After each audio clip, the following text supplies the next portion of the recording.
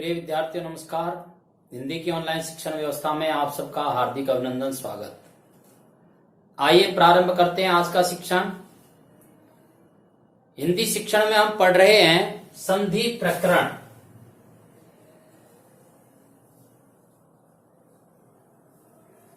संधि प्रकरण। संधि शब्द का अर्थ होता है मेल, और मेल किसका होता है? वर्णों का। वर्णों के मेल से उत्पन्न विकार को ही संधि कहते हैं। और संधि के तीन भेद हैं: स्वर संधि, व्यंजन संधि और विसर्ग संधि। हमारा जो अध्ययन चल रहा है वह चल रहा है स्वर संधियों का। और स्वर संधियों में हमने दो संधियों का अध्ययन कर लिया है, दीर्घ स्वर संधि और गुण स्वर संधि। तो स्वर संधियों का अध्ययन हमने कहां से प्रारंभ किया? एक बार हम वापस वहीं चलते हैं। हमने प्रारंभ किया था मूल स्वर से। मूल स्वर 5 होते हैं: ए, ई, उ और री और ली। ये 5 मूल स्वर होते हैं। इन 5 मूल स्वरों की जो स्थिति है या उच्चारण स्थान के हिसाब से इनको देखते हैं तो ये ह्रीस्व स्वर हैं। क्या है? ह्रीस्व स्वर। इन 5 मूल स्वरों के सामने इन जैसे ही स्वर आ जाते हैं। ए के सामने ए आ जाता है, ई के सामने ई आ जाता है, उ के सामने उ आ जाता है, री के सामने री आ जाता है और ली के सामने ली आ जाता है। तो हमें प्राप्त होता है आ, ई, उ, री और ली। इसको दीर्घ स्वर कहते हैं और इसको हमने दीर्घ स्वर संधि में पढ़ा है। अब तीसरी स्थिति क्या बनती है? इस ए आ के सामने यदि ई, उ, री री आ जाता है तो हमें 2 स्वर और मिल जाते हैं। एक स्वर तो मिल जाता है ए और एक मिल जाता है ओ। और अल और मिलते हैं, लेकिन उनको हम स्वरों में नहीं पढ़ते हैं और इनको हमने कहा है गुण स्वर। और संधियों में इसको हमने पढ़ा है गुण स्वर संधि। अब आज हम जो अध्ययन करेंगे, अभी आप देख रहे हैं ए आ के सामने ई, उ, री ली के आने से गुण स्वर प्राप्त हुए ए और ओ।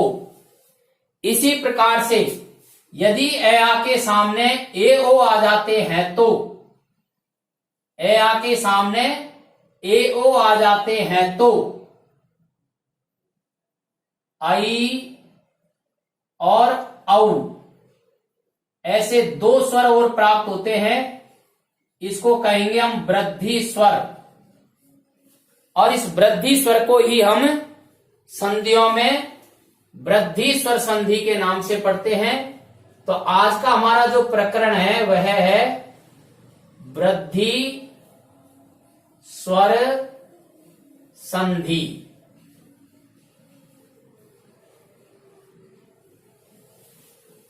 ए के सामने ए आने से आ होता है, ये तो दीर्घ होता है। ए के सामने ई आने से ए होता है, ये गुण होता है। इसी प्रकार से ए आ के सामने ए और ओ आ जाता है तो क्रम से आई और औ ये प्राप्त होते हैं और इसका नाम है वृद्धि स्वर। और यहां हम पढ़ेंगे इसको वृद्धि स्वर संधि। तो वृद्धि स्वर संधि कैसे होती है? ए आ के सामने ए आ जाने से क्या प्राप्त होता? आई। तो आई भी इसी में आ जाएगा। ए आई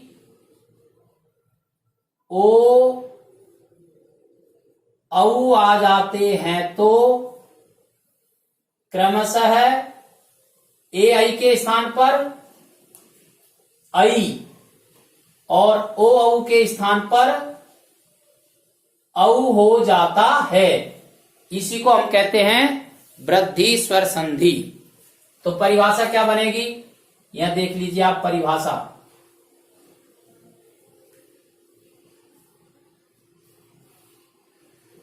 ए आ के सामने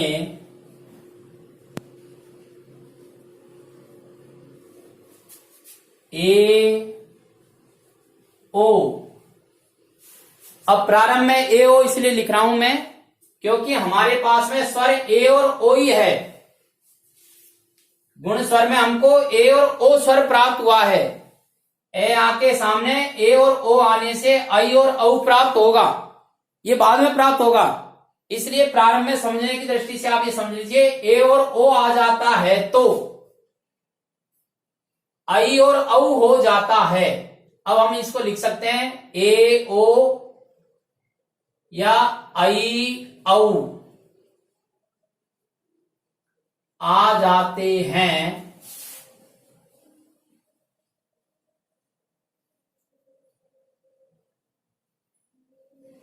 तो क्रमशः, ध्यान रखना क्रमशः में ए आई ये एक साथ लिखा जाएगा, ओ औ ये एक साथ लिखा जाएगा। अर्थात ए आई के स्थान पर ओ औ के स्थान पर। इसको ऐसे समझना आप, क्रमशः आई औ हो जाता है, हो जाता है। इसे वृद्धि स्वर संधि कहते हैं।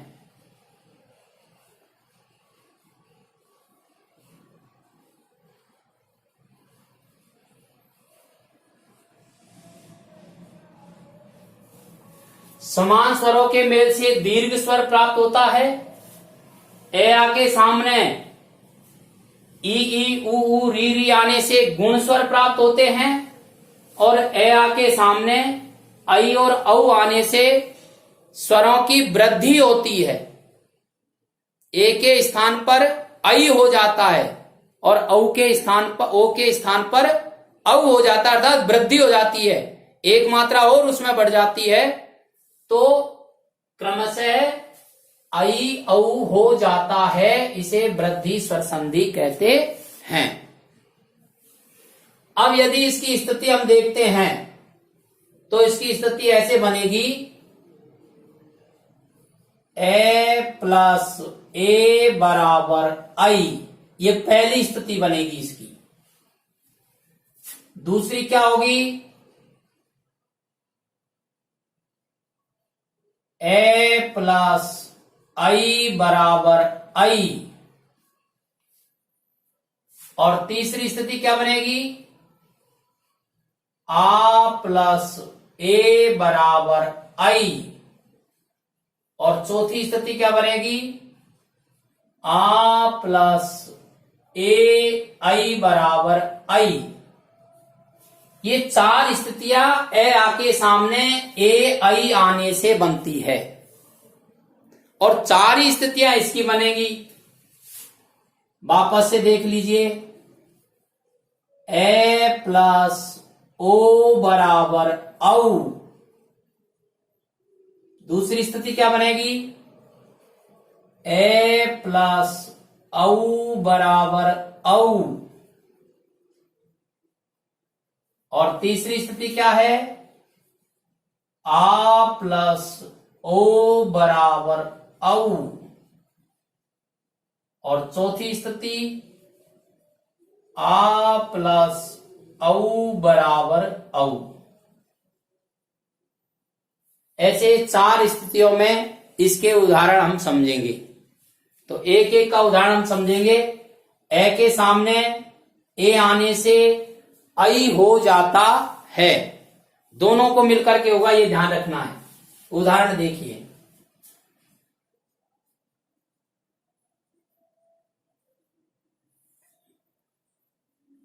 1 + 1। पहला शब्द क्या है? एक। दूसरा शब्द क्या है? एक।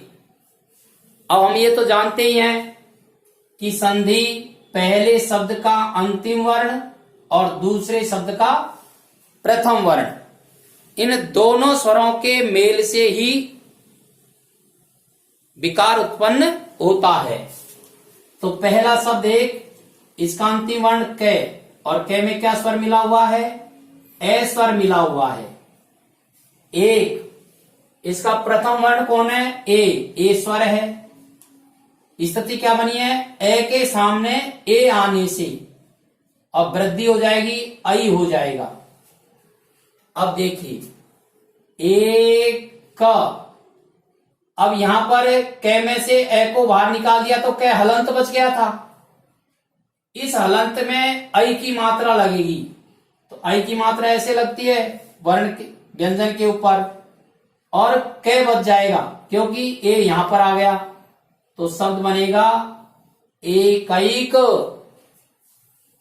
एकैक शब्द बन जाएगा। वित्त प्लस ऐषणा। ऐषणा शब्द का अर्थ इच्छा होता है। वी आधा तय, इस तय में ए मिला हुआ है, आधा तय ए, प्लस ए से अणा। इनको मैंने खोला नहीं है, केवल समझाने की दृष्टि से समझ लीजिए आप।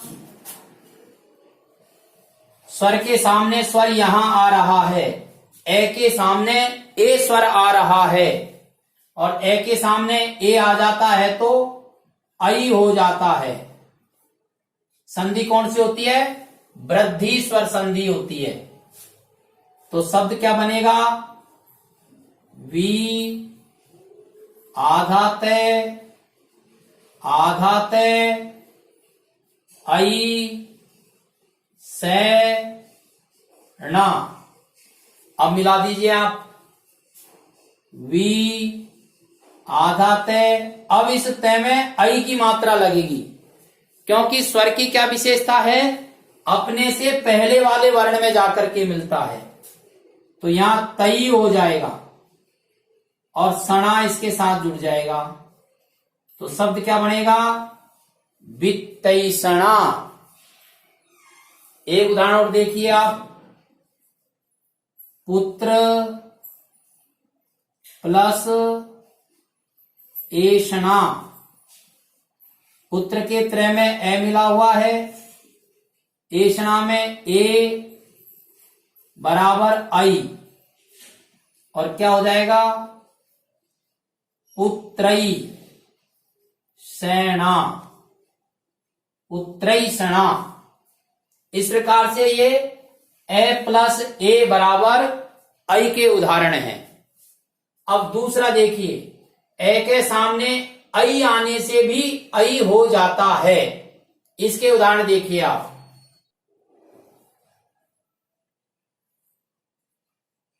मत प्लस एक,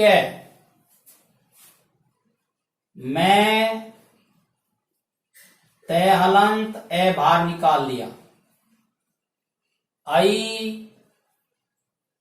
कै हलंत ये। इसका मैं चला करके विश्लेषण नहीं कर रहा हूं, आपको समझ में आ गया इसलिए। अब देखिए, ए के सामने ऐ आ रहा है और ए के सामने ऐ आ जाता है तो ऐ हो जाता है। कौन सी संधि में? वृद्धि स्वर संधि में। तो क्या बनेगा? मैं तय हलंत ऐ कै हलंत ये। अब ऐ किस में मिलेगा? तय में। तो मैं तैक्य, ऐसे शब्द बन जाएगा मतैक्य। तो ये दूसरी स्थिति होगी हमारी ए प्लस आई बराबर आई। विश्व प्लस ऐक्य, विश्व के व में ए मिला हुआ है, ऐक्य में आई आ रहा है, दोनों मिलकर के आई हो जाएगा, शब्द बनेगा विश्वई, और के ये इसमें जुड़ जाएगा, शब्द बन जाएगा विश्वैक्य। अब तीसरी स्थिति है आ के सामने ए आने से भी आई हो जाता है। इसके उदाहरण देखिए, सदा प्लस एव, सदा के द में क्या मिला हुआ है, आ, और ए दोनों मिलकर के क्या हो जाएगा, आई। तो शब्द क्या बनेगा, सदैव। द का आ कहां गया, यहां पर, एव का ए कहां गया, यहां पर, दोनों मिलकर के आई हो गया, इसलिए यहां और यहां ये लुप्त हो जाएंगे, द हलंत बचेगा, और द हलंत में आई जुड़ेगा तो दई हो जाएगा, और शब्द बनेगा सदैव। तथा प्लस एव, ते थे हलंत, थे में क्या मिला हुआ है, आ, एव, आ के सामने क्या आ रहा है, ए आ रहा है, क्या हो जाएगा, आई हो जाएगा। तो शब्द क्या बनेगा, त थे हलंत आई व, थे में आई जुड़ेगा, थई हो जाएगा, तो शब्द बनेगा तथैव, तथैव शब्द हो जाएगा। वसुधा प्लस एव, और शब्द बनेगा वसुधई हो जाएगा, यहां पर वसुधैव। चौथी स्थिति देखिए, आ के सामने आई आने से भी आई हो जाता है। महा प्लस ऐश्वर्य, महा के हा में कौन सा स्वर मिला हुआ है, आ, ऐश्वर्य में आई, दोनों मिलकर क्या होंगे, आई। शब्द क्या बचता है हमारे पास, मैं है हलंत ऐश्वर्य, ऐसे बचता है। अब मिला देते हैं में आई मिलेगा तो हई हो जाएगा, तो शब्द हो जाएगा मैं हई स्वर्य, मैं हई स्वर्य।